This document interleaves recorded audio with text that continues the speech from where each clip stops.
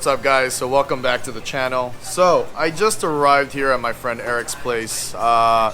Today is a very special day because, guys, we are finally going corn with the WRX. So kind of a bummer. One thing though, I did get the AEM 340 LPH pump. However, the DW install kit with the O-rings and the fuel sock did not arrive, so that is gonna have to wait for another day. However, we are going to go ahead and add some other goodies to this part today.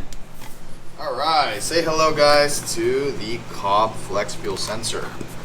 Yeah. So we have the sending unit here, a bunch of parts that came. Pretty simple install. Seems like we were just going over it. So yeah, we're gonna get right to it, and then kind of decent packaging.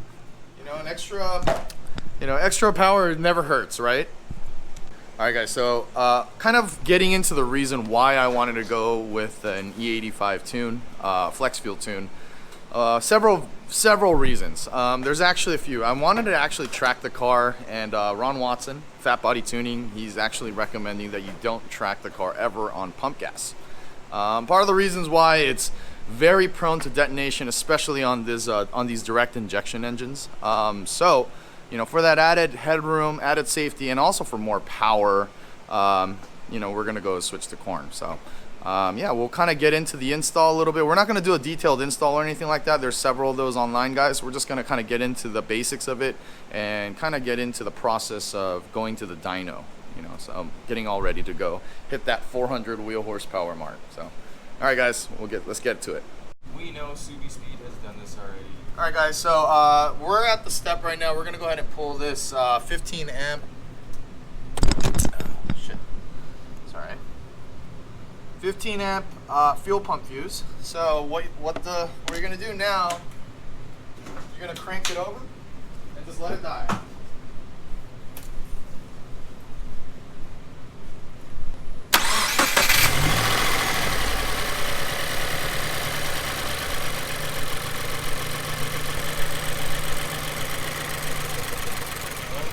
There it is.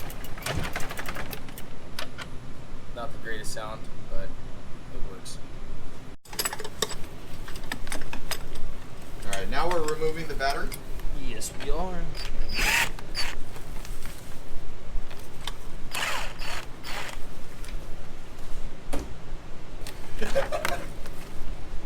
But I'm sure he's very gentle. Professionals. He's very gentle. You're not, you know, smart enough to keep the different pieces away from.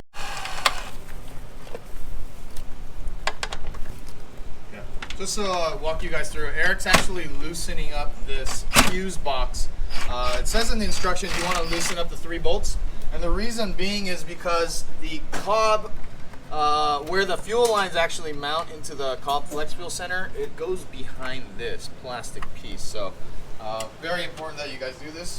And I heard that you can cross-thread this sensor mounting bracket, so make sure you spend your time on this part.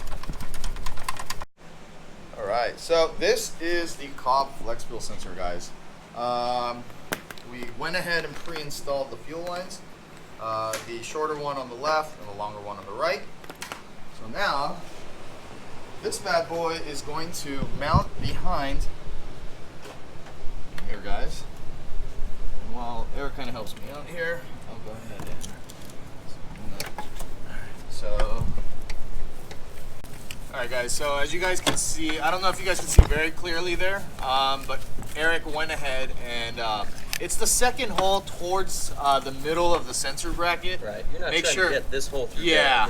There's a hidden hole here. Exactly. That you're trying to bypass through. So make sure you don't try to run that bolt in the wrong hole, guys. Alright, guys, so Erik's just kind of hand threading this mounting bracket right here with the Cobb Flex Fuel. The lines going through there. Nice. Just go ahead and probably tighten the rest down. Oh, it's not this one, Erik. It's not the outside one. It's this one. There's actually a bolt in here. If you take this off.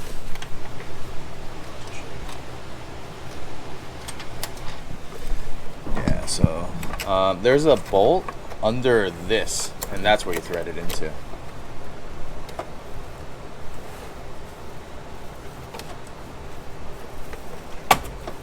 Yeah, the one thing I didn't like about the Delicious Tuning, you know what they do? They just Velcro it on top of the fuse box cover.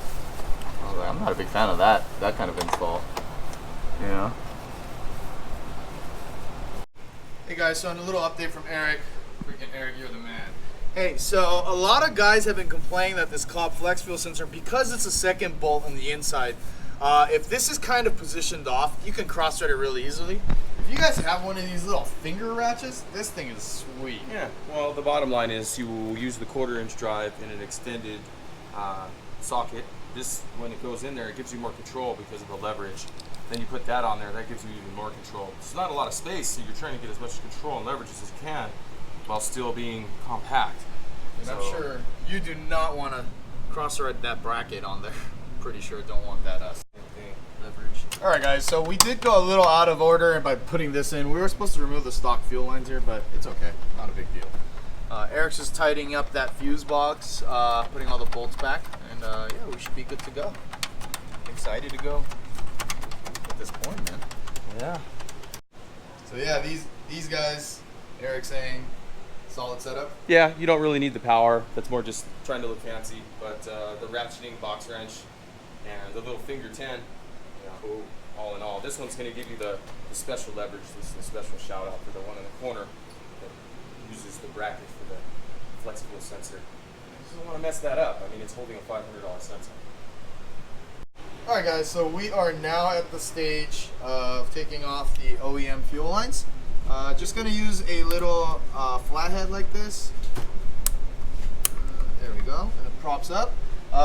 Erik, if you can grab that rag under and just pop it off, see if any fuel clips. One thing. Oh, sorry about that, guys. I also forgot to mention there is an OEM clip right here that you're going to also remove here.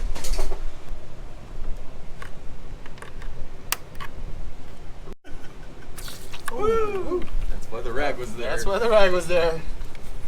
Don't do what we just did. Yeah. Use the rag. Over it. Don't just put the rag on top and just pull use the rag now. Right. All right, so we have one side here, guys. Don't worry about the fuel spill. It will dry up before we're even done with all of this. So the other one is back here by the firewall. We'll have Erik go ahead and pop that clip off, pry that clip up. The same thing. Make sure to use a rag. Yep. All right, not so much on this side. However, when you pull it out from the car, guys, make sure you kind of do a little UE together and pull this out. So you don't spill fuel everywhere. Alright. Just going to go ahead and hook up the short one to the one that goes to here, and then the long one goes to the firewall. You probably want to snake the one underneath these wires a little bit, so you know, or maybe actually probably you don't want to do that, right? It's the factory hold down. Oh, okay, perfect. Okay. Fantastic. You can just plug that in, and then make sure we plug that one in. So we're just going to go ahead and do that. It does work with the OEM holder. Okay. But before putting that on, You want to click it in. Make sure it goes over this tab, guys. Now, if you don't like the orientation of the tab, you know, you can carefully rotate it and do what you want. Fantastic, guys. Easy as that. Cool little kit. Okay, guys. The next part is this, basically the sending unit, right? This is going to usually mount on the back bolt of the intercooler bracket here, guys. As you guys can see, I have aftermarket titanium hardware. We're going to go ahead and see if we can salvage this. Yeah, we're gonna see if we can make it work together. If not, two mods together. If not, then we're going to have to use the one they sent us. It looks like that we're going to have to use the one they sent us. Sad news, guys. Erik, does the titanium hardware work? Hardware lost. Fail. All right, so the Cobb bracket is actually going to mount right here on the I guess the one on the rear. Yeah. IC to intake manifold bracket. And they do provide you guys with all the hardware.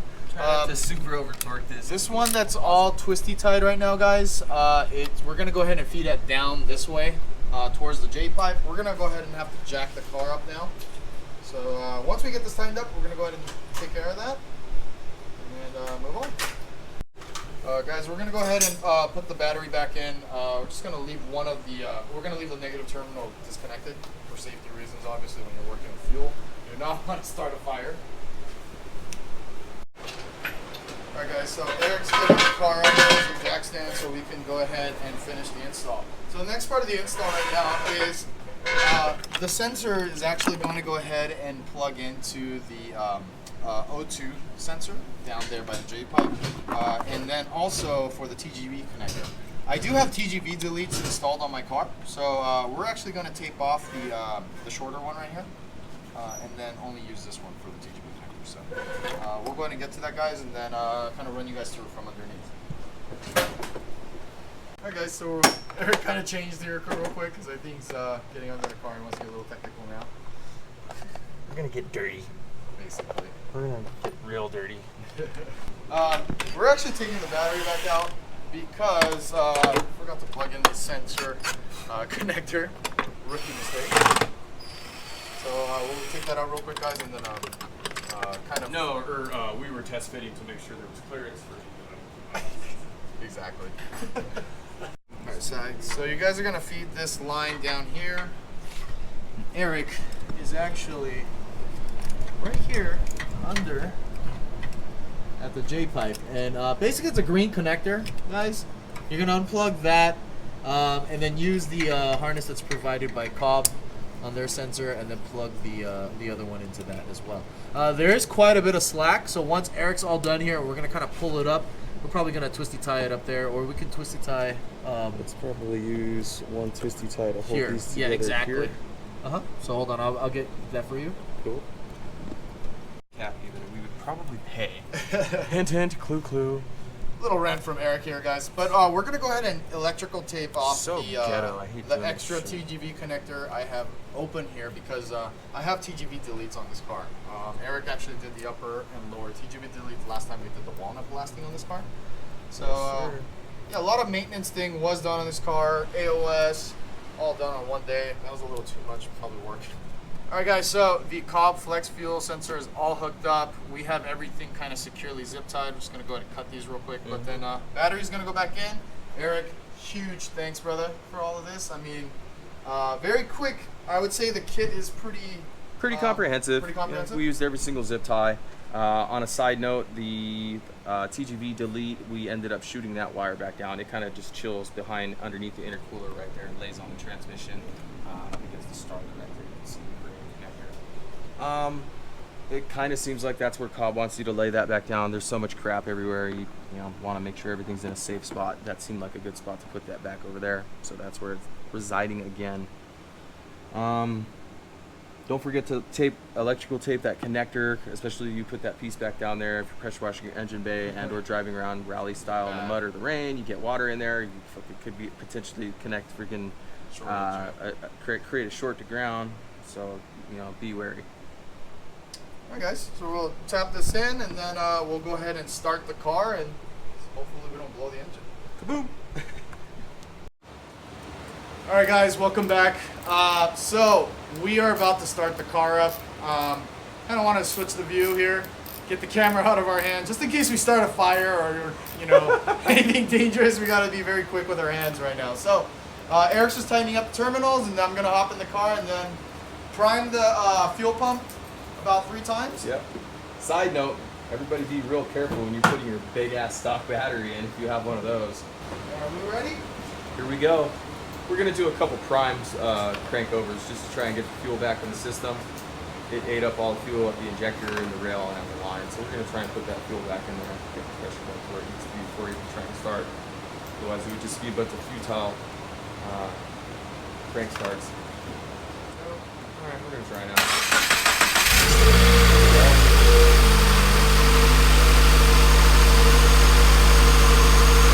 Sounds good, no misfires.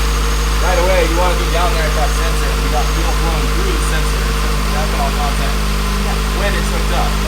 Fuel flowing through there. You want to make sure that there's no leaks.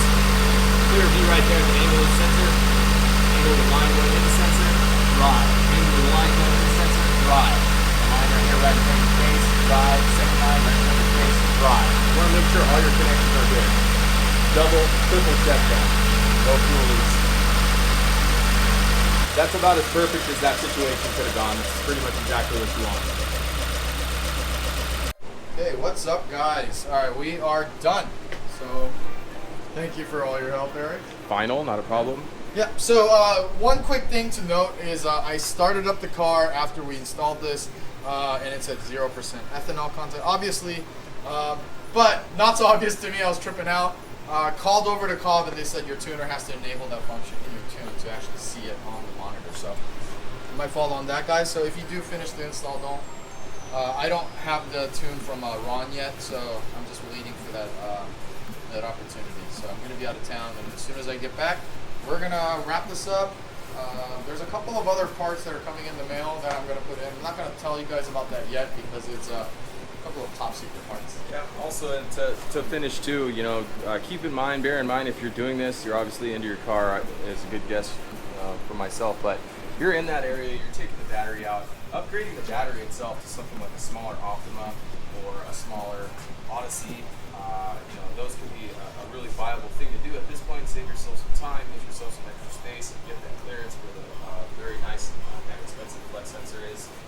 Also, if you're having issues with your washer reservoir being broken, again, you're in this area, your overflow tank for coolant, you could be replacing these things simultaneously while working in this area at the same time. Battery being the biggest one.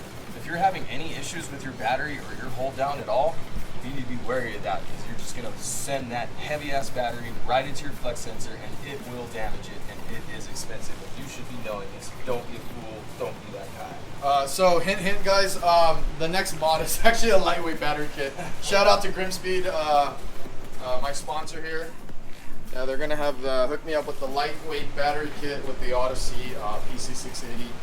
Erik was giving me a lot of crap about this battery, so I hope he's on by the next video. All you guys with stock batteries, you need to be checking your battery brackets periodically. You know, working at the dealership as a professional dealership tech, you know, one of the things you guys probably don't realize is because you have to check inventory at some point. It's like, you know, people want to buy newer cars. You still have to look at these cars. What are you really looking at? Batteries come loose. Those hold downs come loose. Those batteries, they go bad. You start seeing crap on your battery terminals, it's because your battery's seething. It's basically seeped. Your battery's seeping. It's bad. It's losing its acidity content. So again, upgrade. Get it done. Cool, guys. That's it for this video. We're very excited to do the dyno tune next. We're trying to hit the 400 wheel horsepower mark, and then if this block goes, shout out to my guys over at IAG. The short block will be in the mail. So, yep. yeah. See you guys in the next video. Thank you, guys.